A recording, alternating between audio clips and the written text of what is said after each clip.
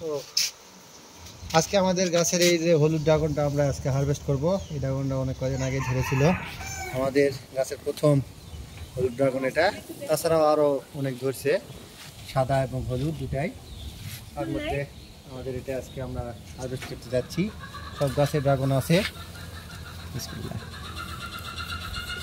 শক্ত অনেক, মনে হচ্ছিল যে কাটবে না, মনে হয় শক্তি নেই, কিন্তু অনেক শক্ত।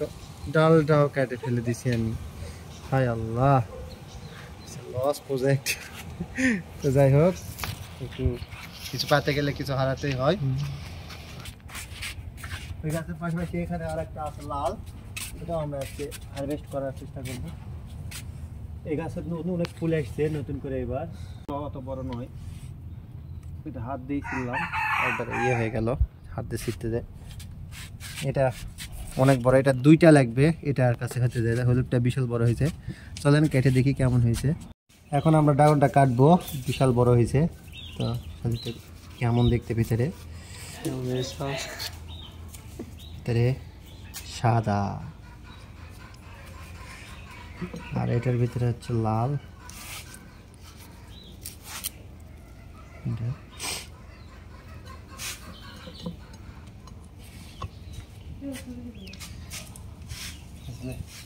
আজকে এতটুকুই, দেখাবো আবার অন্য ভিডিওতে, সাথে থাকবেন।